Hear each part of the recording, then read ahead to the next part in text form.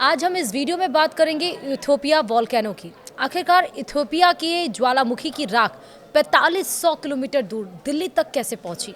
क्या होगा भारत में इसका इफेक्ट? हम आपको सब कुछ बताएंगे विस्तार से। नमस्कार, आप देख रहे हैं न्यूज़ 18 का डिजिटल प्लेटफॉर्म। मैं हूं आपके साथ श्रुति श्रीवास्तव। इथियोपिया में ज्वालामुखी फटने से उसकी राख 4500 किलोमीटर दूर दिल्ली और पड़ोसी राज्यों तक पहुंची है। इथियोपिया के अफार क्षेत्र का हायली गुब्बी ज्वालामुखी रविवार को फटा। सैटेलाइट तस्वीरों में राख का गुबार ऊपर की तरफ बढ़ते हुए देखा जा सकता है। ज्वालामुखी का घना धुआं 14 किलोमीटर ऊंचाई तक आसमान में उठता दिखाई दिया। दिलचस्प बात है कि इसकी राख सिर्फ भारत ही नहीं, यमन, ओमान और उत्तरी पाकिस्तान तक पहुंची है।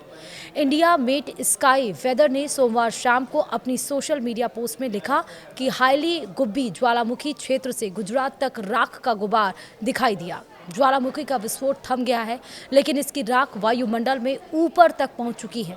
यह गुबार 100 से 120 किलोमीटर प्रति घंटे की रफ्तार से उत्तर भारत की तरफ बढ़ा है और 25,000 से लेकर 45,000 फुट तक ऊंचाई में फैला। हालांकि इसमें किसी के हताहत होने की खबर नहीं है, लेकिन सवाल है कि ज्वालामुखी की राख 4500 किलोमीटर का सफर तय करके दिल्ली कैसे पहुंच गई। विस्फोट कब होता है और कब नहीं, आइए आसान भाषा में हम आपको पूरा इसका विज्ञान समझाते हैं। दरअसल सबसे पहले सवाल है कि कब फटता है ज्वालामुखी। आसान भाषा में समझे तो पृथ्वी की गहराई में इतनी गर्मी होती है कि कुछ चट्टानें धीरे धीरे पिघलकर एक गाढ़ा बहता हुआ पदार्थ बन जाती हैं।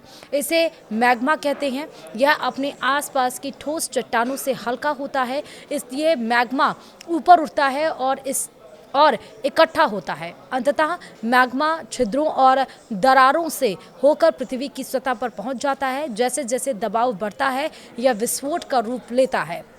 विस्फोटित मैग्मा को लावा कहते हैं। हालांकि हर मैग्मा विस्फोट की वजह नहीं बनता। कई ज्वालामुखी ऐसे भी हैं जहां से मैग्मा धीरे धीरे निकलकर बहता रहता है।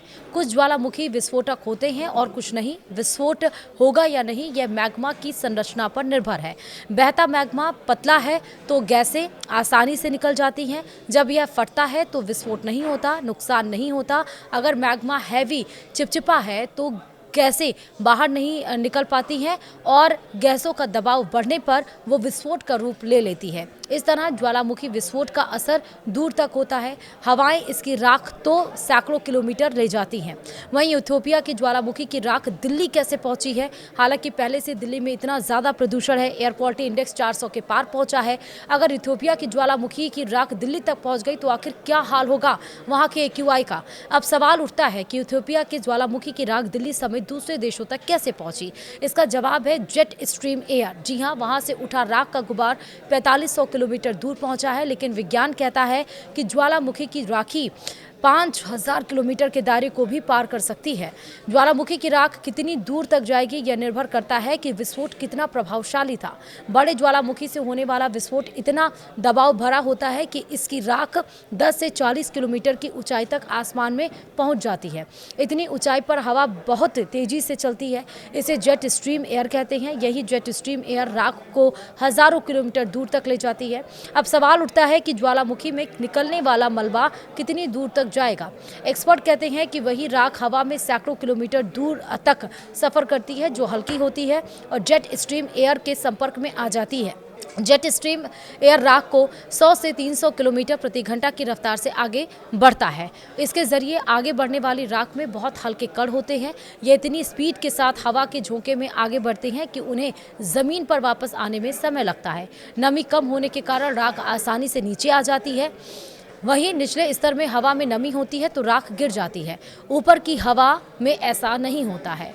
अब अगर दिल्ली में इसका असर क्या होगा, ये बहुत बड़ा सवाल। सोमवार शाम से ही राख के बादल लाल सागर को पार करते हुए मध्य पूर्व और मध्य एशिया की तरफ बढ़े हैं।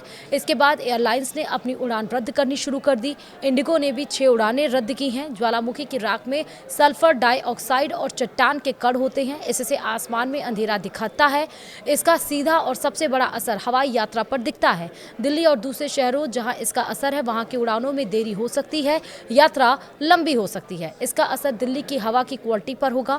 आसमान सामान्य से अधिक धुंधला दिखाई देगा। डीजीसीए ने इससे निपटने के लिए एयरलाइंस और एयरपोर्ट्स को निर्देश दिए हैं। पीटीआई की रिपोर्ट के मुताबिक आकाशा एयर, इंडिगो और केएलएम जैसी एयरलाइंस ने राख के बादलों के कारण कुछ उड़ानों को रद्द किया है। इसी के साथ ही इस वीडियो में इतना ही। नमस्कार।